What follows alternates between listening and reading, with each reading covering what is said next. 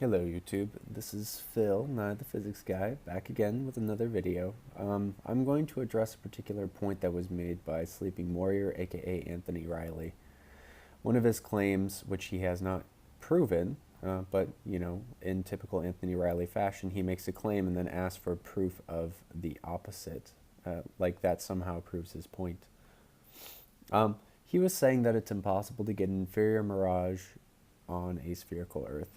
And he was also saying that globers are not addressing the point of compression. Now, compression is these pictures that Ranty Flat Earth have been showing where the bottom of the boat is being squashed due to what I'm going to show is actually not anything to do with the limited viewing angle, but actually to do with the index of refraction near the surface of the water.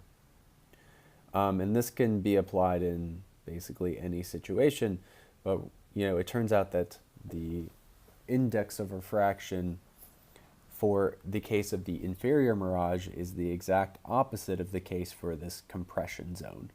And I'll discuss exactly when these events can actually happen.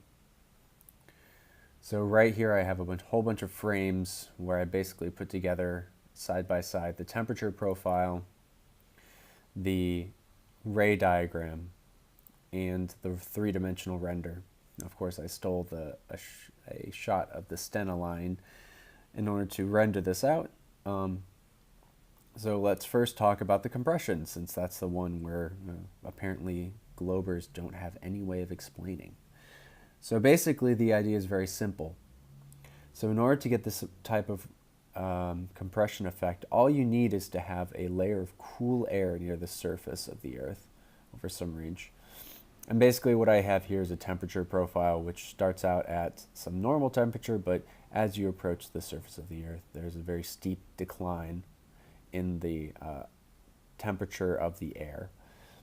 And of course what this leads to is that there is an extra layer of very dense air near the surface of the Earth.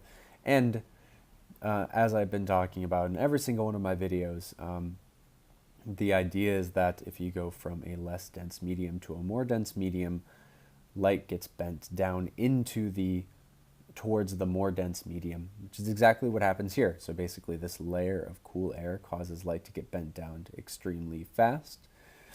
And because of this, more rays that would normally just hit the hull of the boat at a particular angle will get bent down, and get bent down such that a tiny amount of a large amount of the boat's surface area will actually get compressed into a tiny viewing angle.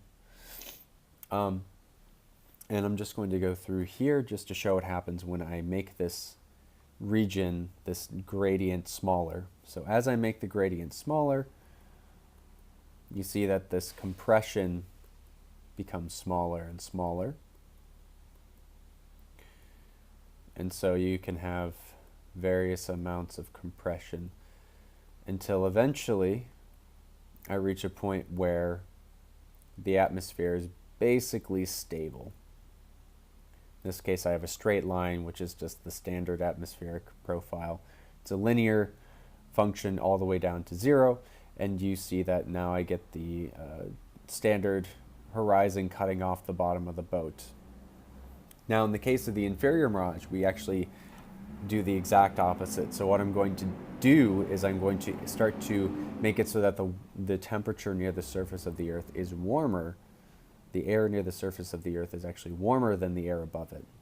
And so this typically happens more often because basically what the ground is being heated up, being warmed by the sun all day, and that heat basically gets transferred into the air just above the surface of the Earth. So this is why you actually see it in such things as roads and such, where there's basically this mirroring effect that happens.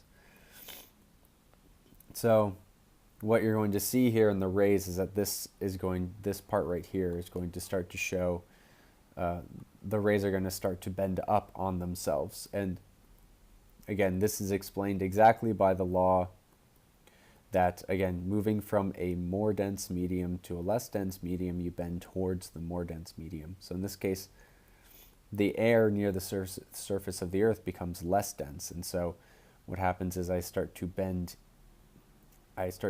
such that I want to avoid the less dense medium.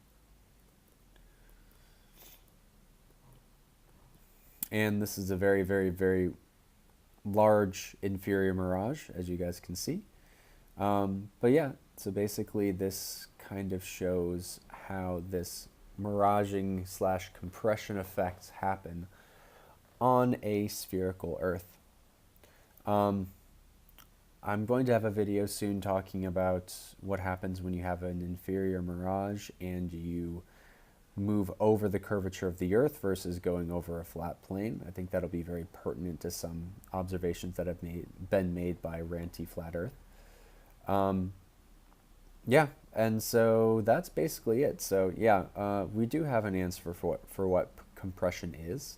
It's very trivial to model out, and my software can model it just fine without any issues whatsoever. And we actually have the predictive capability of telling you when this compression will actually happen. And it's very rare, but typically what you need to have is you need to have very warm air above a very cold body of water. And this is also useful. This also happens when, let's say, you're over ice. So in the wintertime, when you have, ice that has been frozen for a very long period of time, it can actually cause this effect where light rays get bent down and you get this basically extreme form of looming. I mean, basically what this is it's just an extreme form of looming that's localized to the bottom segments of objects. And there's, been a decent number of examples of where this actually shows up. Anyways, I've rambled on for long enough. I will see you guys in the next video. Bye.